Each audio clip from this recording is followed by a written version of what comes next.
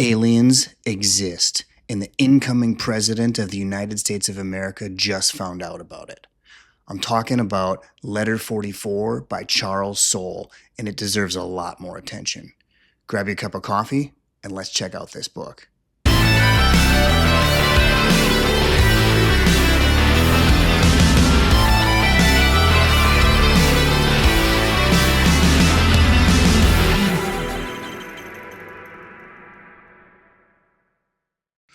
All right, here it is, Letter 44 by Charles Soule, Albuquerque, and Jackson.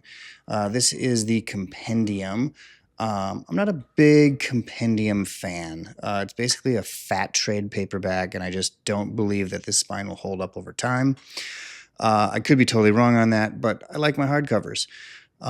So I'd been searching for the hardcovers for quite a while, as this had been on my wish list.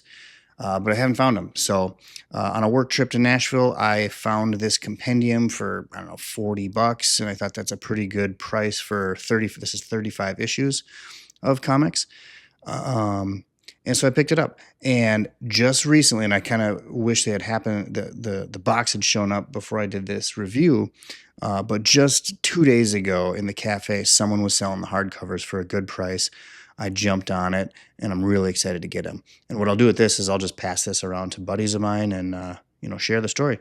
But this is Letter 44 by Charles Soule, compendium. I think most, if not all of the art, no, there's some guest artists, but most of the art is done by Alberto Jimenez Albuquerque. And as I'll show you, it's amazing. So this is reprinted by Image, but this originally was published with Oni Press back in, I don't know, I probably should have done my homework. So the basic premise of this story is that the incoming president, President Stephen Blades, walks into the Oval Office on the day of his inauguration and gets a letter from the outgoing president, which, from what I understand, is kind of a normal thing to do between presidents. And in that letter, the outgoing president, President Carroll, says, "You probably hate me." They're from opposing, parties for the wars I started and all this stuff. But the reason I did it is that 8 years ago or 6 years ago, I forget, we found alien life in an asteroid belt between Mars and Jupiter. And incoming President Stephen Blades doesn't necessarily believe it. But shortly finds out from some of the cabinet members of the previous administration that it is true. And there are, I think it's 9 astronauts, scientists, and military personnel on a trip out there to meet these aliens and find out what they are all about and what they want. There's a lot of character work in here. So incoming President Stephen Blades, he's assumed to be a Democrat. I don't think they explicitly say it. And the outgoing president was a Republican. And it's not, it's kind of hinted at that the outgoing president was kind of like a George Bush, the second George Bush, and got the country involved in wars overseas. And that the incoming president is, a little more liberal and wants to end these wars. But the reason that we find out that these wars were started was not for oil, not for retribution, but a way to get Congress to approve funds to advance military weaponry. Because outgoing President Carroll believes that we need weaponry, we need military tech to take on these aliens if they were to come to Earth. So at the time, the population doesn't really know about this, but President Blades decides that he wants to tell the population. And without giving away too much, what do you think happens when the Earth knows of an impending alien invasion and that the United States has escalated their weaponry to fight them? Not good things happen. Here we get, the astronauts and the scientists out in space. So for the first half of this story, we kind of bounce back and forth between President Blades, starting his presidency and coming in and, kind of a mirror to real life. We get candidates that say, I'm going to do X, Y, and Z. And then they come in and they're faced with reality, and they've got to go through Congress and they've got to deal with the real world. So we bounce back and forth from Stephen Blades trying to start his presidency, and the crew of the Clark is the name of the spaceship that is on its way out to find these aliens. And at the time we start this story, they're at the doorstep, and we get to find out, are they going to meet these aliens? What do these aliens look like? And what is their mission here? Back on Earth, the former president, President Carroll, is not loving life, not having the power that he had as president, and not agreeing with some of the things that President Blades is doing with the knowledge of these aliens. So he is doing some things in the background. So he's kind of a third part of this story as we bounce back and forth from Earth to outer space. What is he doing, and what's his role in this?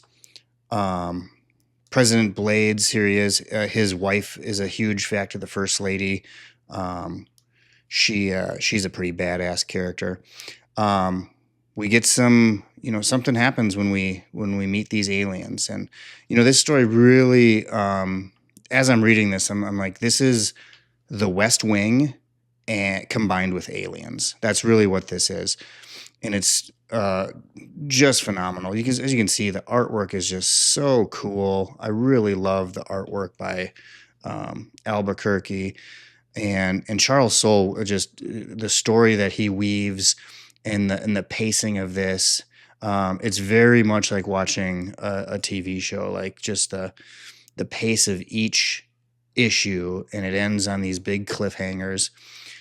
And like a lot of these stories, these longer stories, this is 35 issues. As we go out, it's not just linear and we're learning about what's happening now. What's really fun is we go back in time and we learn about, setting this mission up, setting up the Clark, and who's going to pilot it, what scientists are we going to send, and how did they get these people to go on this mission that is likely a one-way mission. But that is Letter 44. It's a political thriller with aliens in comic book format. It's so much fun. I can't wait to give this a reread in a couple years, and I'm really excited to hear what you guys think of this. So this book had been on my watch list for a long time. I've heard nothing but great things about it. I had been looking for the 3 oversized hardcovers for a long time and hadn't had any luck. So on a business trip to, where the hell was I? Nashville. I stopped at a comic book shop and I saw the compendium there. I'm not a big lover of compendiums, but it was an easy entry into this story for a pretty good price. So I picked it up and I finally read it. And man, I absolutely loved it. I'm not the biggest Charles Soule fan in the world. I read 8 Billion Genies, 10 Billion Genies, and I thought it was cool. I thought the concept was really cool, but I didn't think it took itself seriously enough. I thought it could have been a little bit better of a story. He did a lot of work on The Death of Wolverine, which, I thought was just okay. He did a good job with Darth Vader, but this was fantastic. And from what I understand, it's one of his first big stories in comics, and first creator-owned stories. So I know he's got other books like Curse Words and a couple other things that I'm going to check out. But the art by, I want to make sure I get this right, Alberto Jimenez Albuquerque was flawless, just absolutely perfect for this story. I hope to see more of his work elsewhere. But just the pace of the story, like I said, the first half is really kind of introducing you to these big concepts. And there's a lot of characters. There's 9 astronauts out in space. We've got to learn more about them.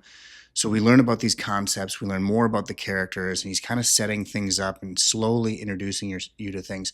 But at about that halfway point, it picks up and just things start happening and it gets crazy. I think without knowing anything about Charles Soule, I'm pretty safe to say he's a big Star Wars fan. I saw a lot of influences in there from Star Wars. Like I said, this is The West Wing meets Alien. with a lot of other influences in there too. I saw President Blades makes a lot of big speeches, big important speeches, and I got Independence Day vibes when I read those. But this story was just so much fun. I had a hard time putting it down, especially at that halfway point. Um, like I said, well, I don't know if I told you, I got the compendium, and just the other day, someone was selling the hardcovers for a pretty good price. So I jumped on it, and I'll keep those in my collection here. And this compendium, I'm just going to loan it out to buddies and have them read this story and see if I can get other people excited about it. But let me know down in the comments what you thought about Letter 44. And give me some other recommendations for Charles Soule books. I want to read more. I want to know more. And I want to hear from you guys. So thanks for watching, and we will see you on the next video.